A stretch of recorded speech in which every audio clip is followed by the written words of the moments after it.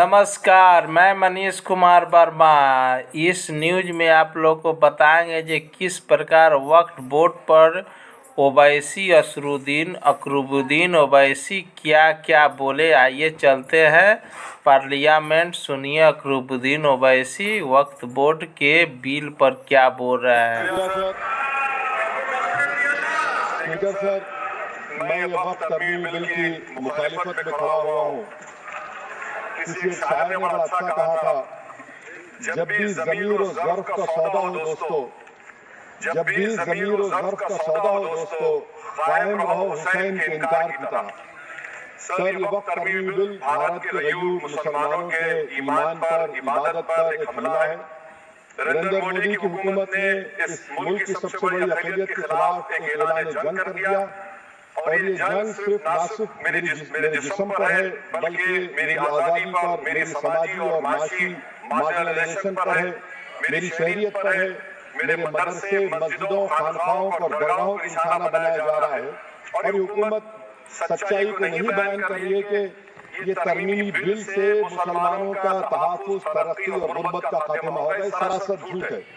Sir, अगर आप आइन के आर्टिकल 14 को देखेंगे तो उसमें लिखा हुआ है इक्वल प्रोटेक्शन। अब आप देख लीजिए सर के हिंदू, सिख और जैन को और बौद्ध को उनके एंडोमेंट में तहफ़्फ़ुज़ मिलेगा, क्योंकि उनका एंडोमेंट बाय यूजर बरकरार है और उनका एडमिनिस्ट्रेशन उनके हाथ में होगा।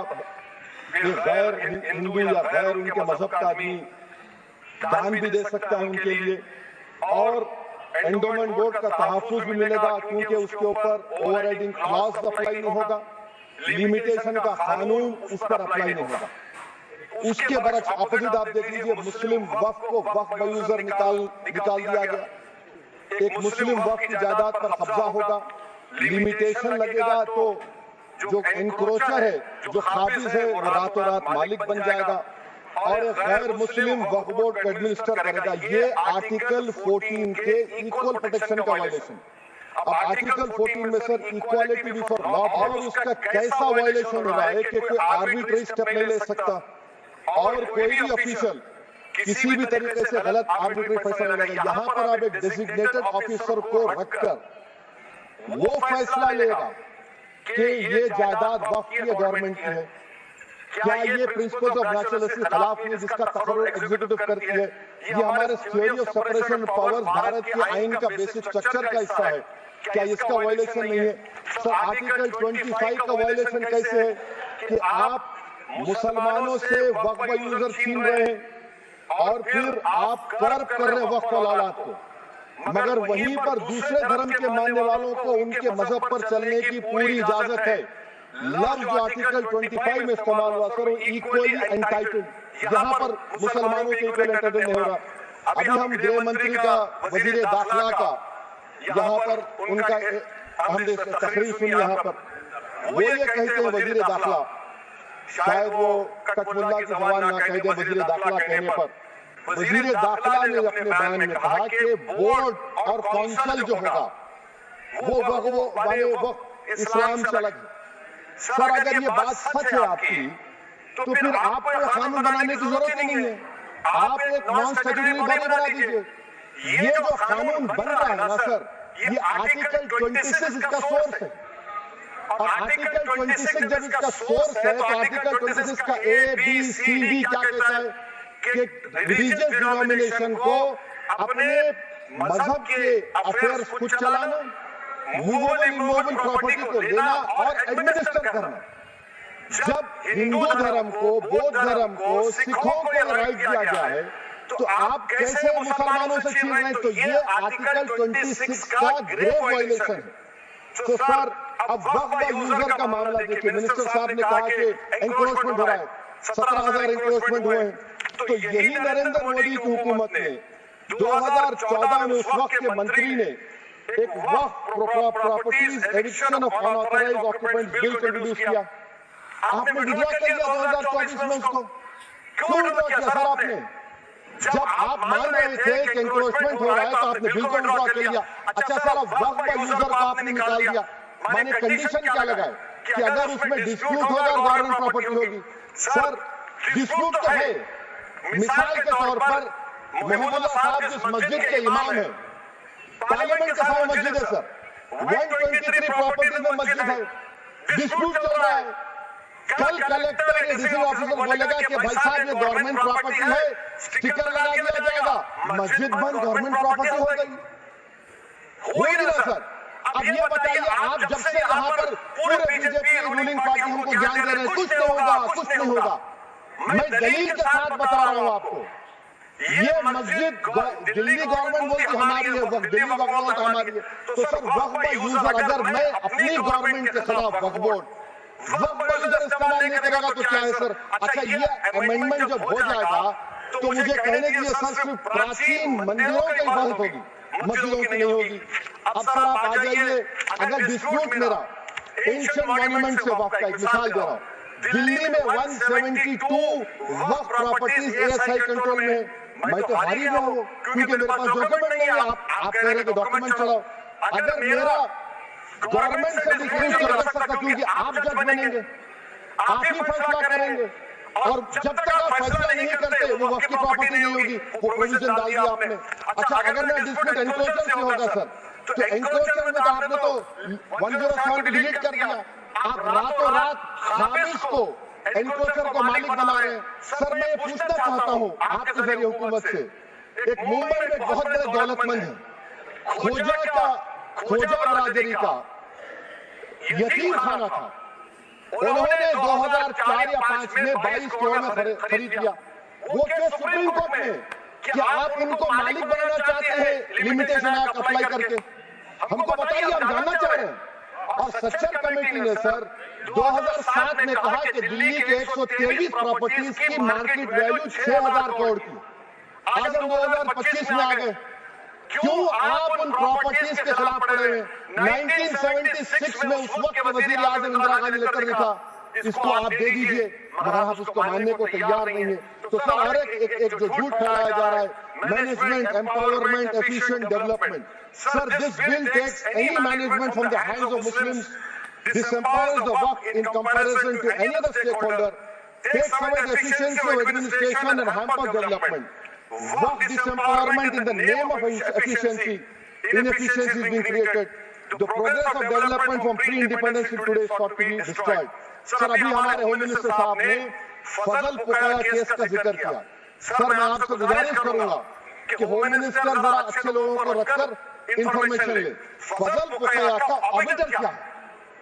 इट इज ऑडिटर, वो रेशनल नहीं है जो आपने कहा है।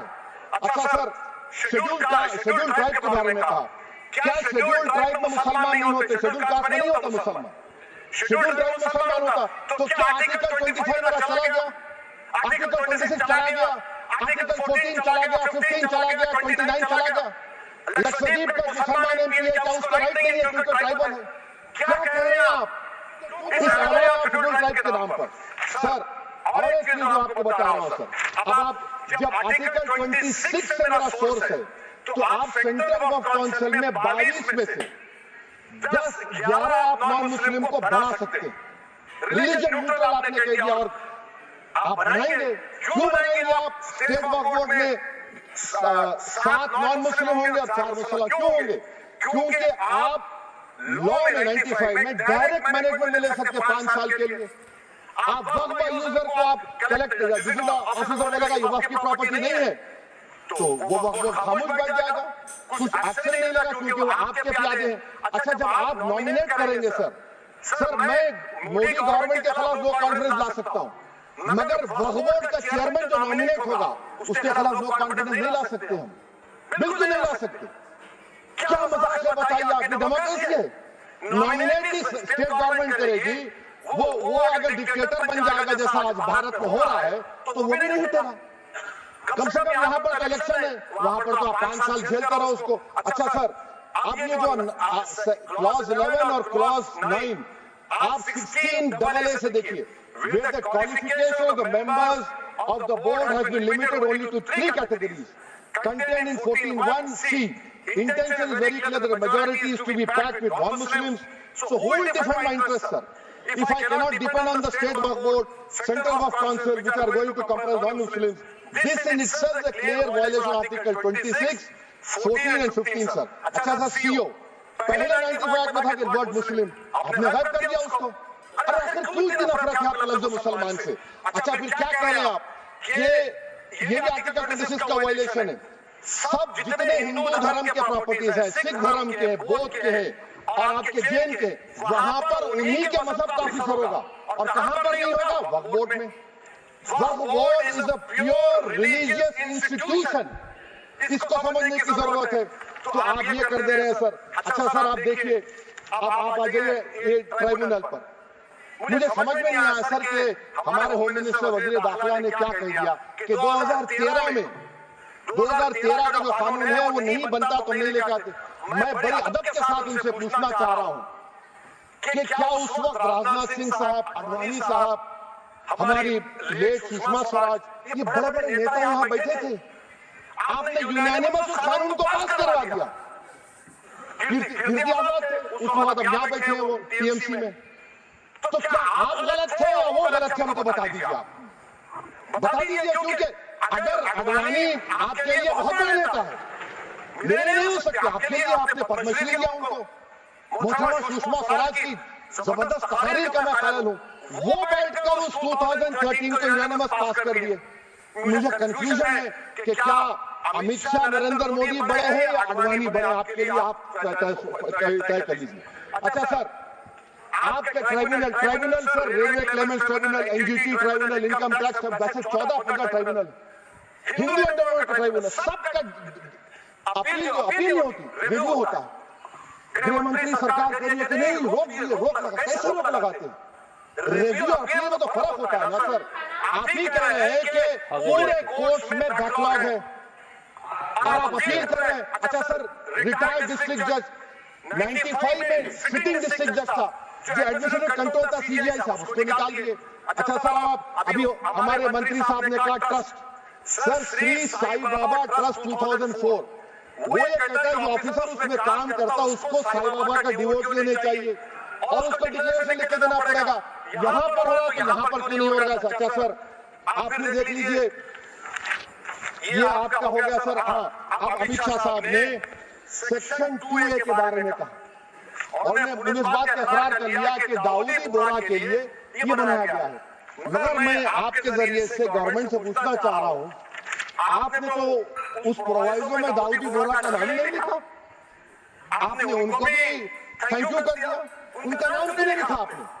और सर और गवर्नमेंट क्या कर रही है? आप मुस्लिम समाज में जो बेकार किस्म के लोग हैं उनको एक रास्ता बना रहे हैं, एग्जिट दिखा रहे हैं कि तुम्हें वक्त से बचना है तो तुम्हें ट्रस्ट बना लो। ये क्या कर रहे हैं सर आप?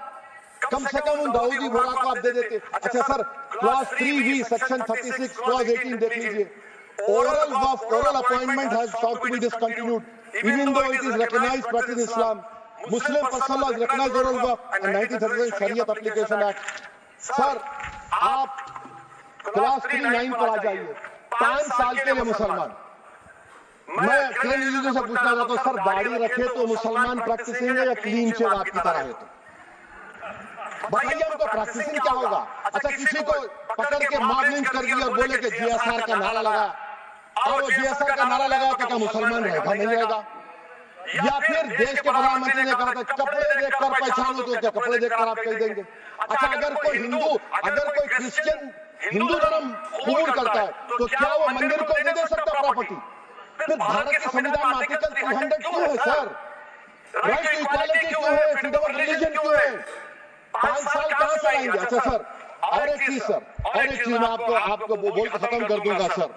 इस बिल में वक्फ औलाद का सर, इसमें आप देखिए clause 432, the creation of waqf al-awlad shall not result in denial of inherent rights to heirs, including women heirs or the waqf or any other right of person. Sir ये article 25 का violation है, शरीयत application act 37 का violation, article 300A का violation है। अच्छा हिंदू धर्म में सेल्फ एक्वायर्ड प्रॉपर्टी को एक हिंदू और उसके फर्ज के 2 बच्चे हैं, वो एक को अपनी पूरी दौलत दे सकता है, कोई रोक टोक नहीं। वो कहेगा नहीं मैं घर के बच्चों को नहीं दूंगा, मोहल्ले के गरीब को दे दूंगा, वो भी कोई रोक टोक नहीं है। वहां पर आपको बच्चों की फिक्र नहीं है। जब मैं अपनी प्रॉपर्टी को अल्लाह को मालिक बनाकर दे रहा हूं, तेरे बच्चों की फिक्र नहीं है। इतनी मोहब्बत आप बिल्किस बानों से दिखा देते तो आपके लिए दुआएं देती आपके लिए। तो सर आप दूसरी बात आप देख लीजिए सर, आखिरी बात कहकर मैं अपनी बात को मुकम्मल कर रहा हूं सर।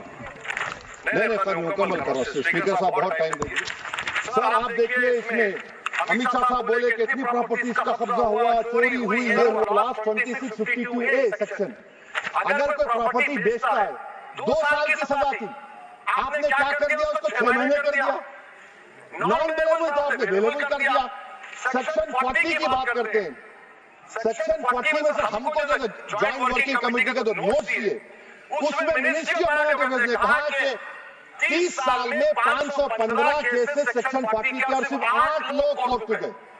वक्फ यूजर का कानून तेलंगाना आंध्र में है, सेक्शन 40 का कानून तमिलनाडु 63 है, आंध्र प्रदेश में 43 है।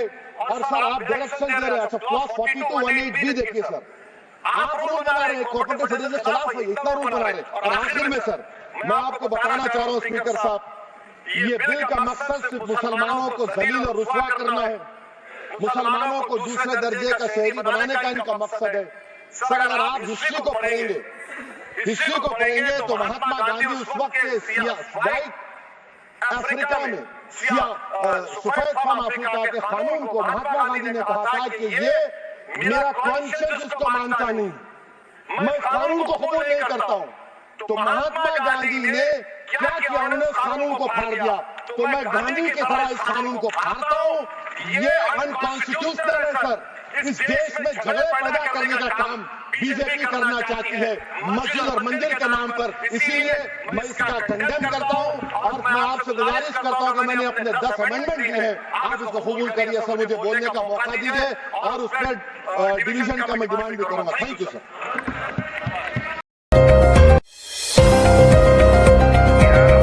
के लिए MSJP न्यूज एक बार अवश्य देखें, अपना राय कमेंट बॉक्स पर अवश्य भेजें। जय हिंद, भारत माता की जय।